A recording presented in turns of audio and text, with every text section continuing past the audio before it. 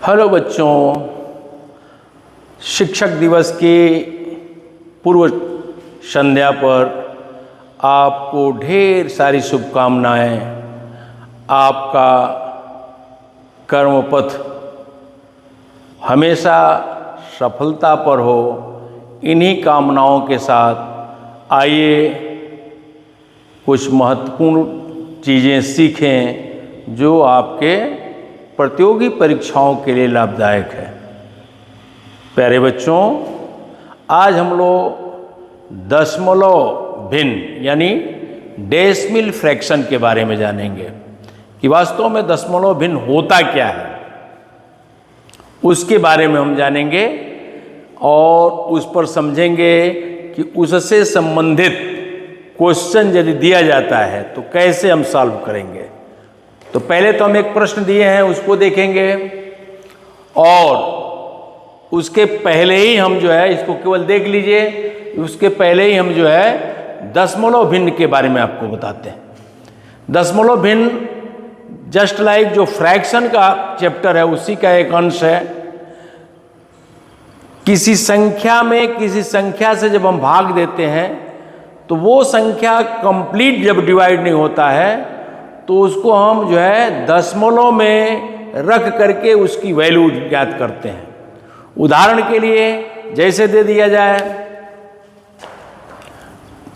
25/4। ये 25 को 4 से डिवाइड करना है। यदि आप भाग देते हैं तो ये पूरा विभाजित नहीं होगा। जब पूरा विभाजित नहीं होगा तो उस परिस्थिति में इसकी वैल्यू जो है हम दशमलव में ज्ञात करेंगे। कैसे करेंगे? भाग देना सबको आता होगा। कैसे इसको ज्ञात करते हैं उसको जानिए। हम 4 से इसको डिवाइड करेंगे। पहले हम 4 से 2 को डिवाइड करेंगे तो डिवाइड नहीं होगा, दोनों को मिलाना पड़ेगा। तो 25 हो गया। तो आप भाग दे रहे हैं, 4 का टेबल पढ़ रहे हैं तो पहले आ गया ये 6 टाइम में 24। अब आपके पास रिमाइंडर यानी शेष जो है 1 आता है। तो जब हम यहाँ पॉइंट लगाएंगे तो 1 जो है 10 बन जाता है। फिर 4 का टेबल पढ़ेंगे तो 2 टाइम। फिर आपके पास 4 दूना 8, 2 बचा। जब हम दशमलव यहाँ लगा देते हैं तो जो भी रिमाइंडर होता है उस पर हम 1 शून्य आसानी से बना सकते हैं, 1 शून्य आसानी से रख सकते हैं। तो जो 2 बचा था उस पर हम दिमाग में शून्य रखते हैं तो 4 से डिवाइड करते हैं तो 4 × 5 = 20। यानी जो हमारे सामने 25/4 था उसको हम डेसिमल फ्रैक्शन में कन्वर्ट किए तो ये बन गया 6.25। यानी ये जो हम देख रहे हैं इसका वास्तव में वैल्यू हो गया डेसिमल फ्रैक्शन में 6.25। आगे बहुत सी चीजें हैं। ये हमें अब दिमाग में आपको एक चीज रखना है कि 10, 100, 1000, 10,000 इस तरह के नंबरों से किसी नंबर को विभाजित करते हैं तो दिमाग में आपको बैठा लीजिए कि जैसे कोई नंबर है, डेसिमल प्रणाली में हमारे नंबर्स होते हैं, जान लीजिए ये 5 है तो 5 के साथ जो है यहाँ डेसिमल जो है साइलेंट होता है। तो हम किसी भी नंबर में 10 से डिवाइड करते हैं तो ये पॉइंट जो साइलेंट है ये आ जाएगा यहाँ। अर्थात इस 10 से डिवाइड किया आपने किसको? 5 को। 5/10 तो ये बन जाएगा 0.5। फिर 100 से डिवाइड करेंगे तो 0.05। 1000 से डिवाइड करेंगे 0.005। 1000 से 10,000 से करेंगे 0.0005। ये कन्वर्ट होने हो गया। यानी हमारे कहने का तात्पर्य है कि किसी भी नंबर में इस तरह के नंबरों से हम डिवाइड करते हैं किस प्रकार के नंबर? 10, 100, 1000, 10,000, लॉग यानी 10, 100, 1000, 10,000, लाख, इस तरह के नंबर से डिवाइड करते हैं तो दशमलव जहाँ लगा है उससे बाएं तरफ खिसकता है। यानी 10 से करेंगे तो 1 अंक, 100 से करेंगे 2 अंक, 1000 से करेंगे 3 अंक, 10,000 से करेंगे 4 अंक, लॉग से करेंगे 5 अंक। जहाँ दशमलव है उससे बाएं तरफ खिसकता है। यदि अंक कम पड़ते हैं तो हम 0 बढ़ा लेते हैं, केवल इसी तरह के नंबरों से।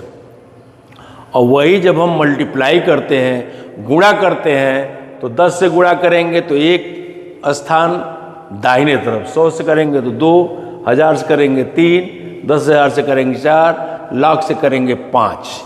यानी गुणा करते हैं तो दशमलव अपने स्थान से दाहिने तरफ भगता है और भाग देते हैं तो अपने स्थान से बाएं तरफ खिसकता है। इस तरह के नंबरों से, अर्थात कहीं भी हमें विघ्न नहीं होना चाहिए, दिमाग में ये रखना है कि इस तरह से नंबरों से हम गुणा करते हैं तो दशमलव अपने स्थान से दाहिने तरफ खिसकता है और भाग देते हैं तो बाएं तरफ। और किसी भी नंबर का दशमलव भिन्न में बदलना है तो उस नंबर से आप भाग दीजिए।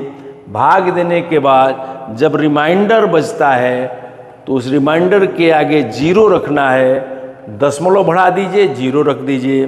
उसके बाद तब तक उसको आप विभाजित करिए तब तक कि वो कंप्लीट डिवाइड ना हो जाए। कुछ नंबर ऐसे हैं जिससे कंप्लीट नंबर डिवाइड नहीं होता है। कहीं कहीं आप देखेंगे 3 से आप डिवाइड कर रहे हैं तो वो नंबर जल्दी डिवाइड नहीं होता है। किसी भी नंबर से हम 3 से डिवाइड करते हैं तो कंप्लीट डिवाइड नहीं होता है। तो इसके लिए तमाम सिस्टम बनाए गए हैं। वहाँ हम रख देने से हमको पता चल जाता है कि यहाँ से यहाँ तक जो है ये कैसे विभाजित होता है। जोड़, दशमलव का डेसिमल फ्रैक्शन का ऐड करना, बिल्कुल सिस्टम से जोड़िए। इकाई को इकाई में, दहाई को दहाई में, सैकड़े को सैकड़े में। घटाना उसी तरह से घटा देना है। गुणा में गुण और गुणक दोनों के अंक जोड़ लीजिए और साधारण गुणा की तरह से गुणा करके और उसमें दशमलव लगा दीजिए। भाग में भाग दीजिए और जब भी दशमलव का नंबर आता है उसको, उस दशमलव को भागफल में भेज देते हैं। कहाँ भेज देते हैं? भागफल में।